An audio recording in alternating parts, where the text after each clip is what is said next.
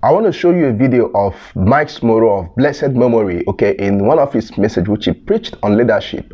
And there he was able to go back to history to actually ascertain what caused the destruction of the Roman Empire, okay, how the Roman Empire was actually divided into different countries in the Western world as we know them now. All right, so I find it quite interesting, the illustration he gave, okay, and how he was able to draw a correlation between what is the present reality in the United States of America. And I mean, I'm talking about United States right now. They have the might, they have the weapons, okay, they have the weapons, they have the big guns, the missiles, and they also have the intelligence, and they look as though they are invincible. But then, in the midst of this invincibility, is there still something that could actually bring such a nation to its kneel? So let's go into the video, and then let me know what you think concerning what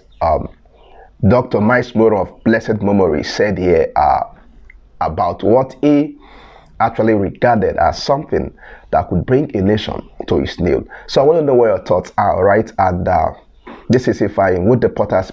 Now let me tell you why we got these kinds of leadership. These kind of leaders. I'm going to go back to history. This is a picture of Caesar. I put him in the background for a reason. The Roman Empire is the source of our modern day leadership. But the source of the Roman Empire's leadership was the Greeks. The Greeks were the ones who invented the word demokrata. Demokrata is the word we translate as democracy. That's a Greek idea. It was invented by great thinkers like Socrates and Plato and Aristotle. These were the great thinkers of the Greeks who formulated philosophies of leadership. They created philosophy of democracy.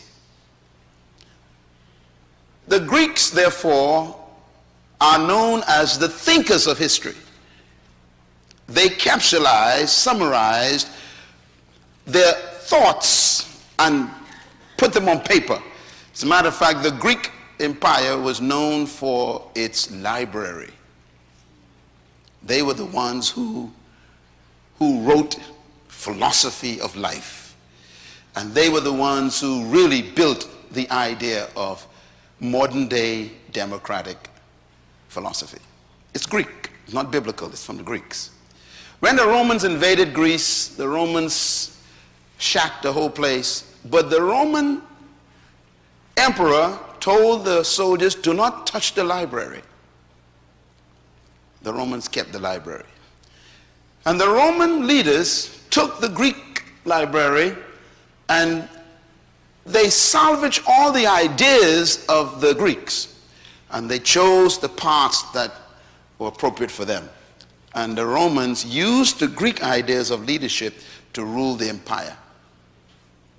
So you could say the Roman is a Greek in the head, but a fighter in the hand. He had Greek thinking, but Roman military might.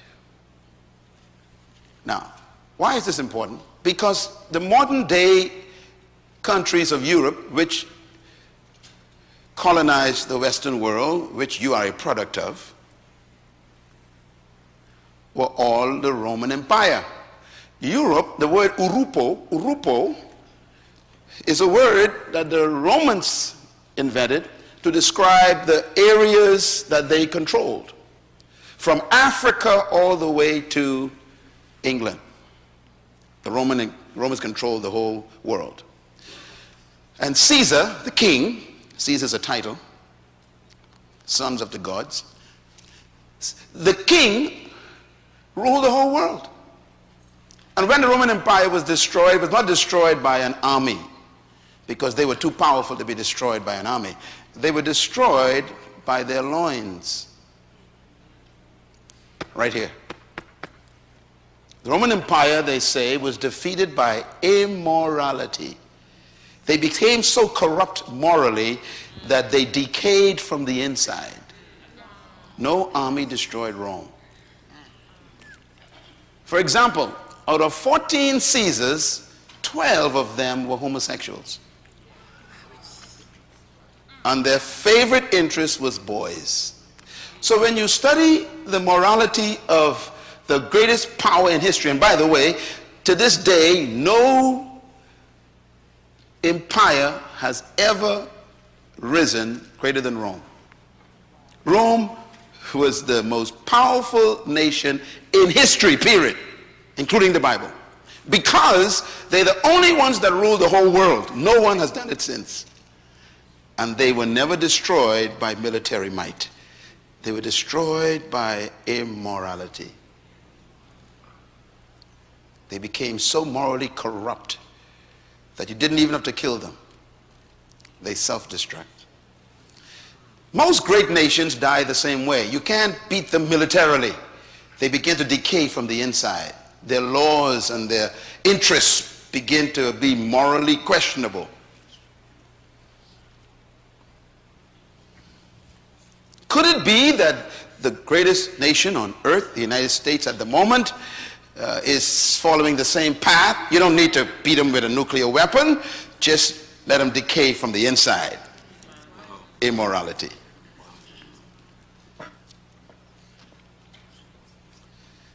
So the Roman Empire fell apart. When it fell apart, it broke up into small kingdoms. The centurions and those who were parts of the Senate, they began to scramble for what was left. And they developed what they call the multi-kingdoms of Europe.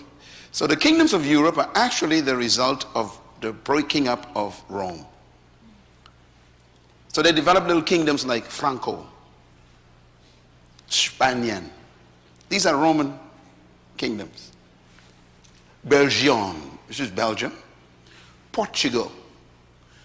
Anglo-Saxon. British. These are Roman kingdoms that break up.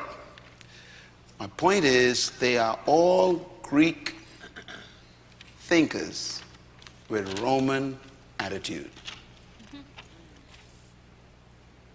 Now, if you notice, all of them developed the same interest in colonization.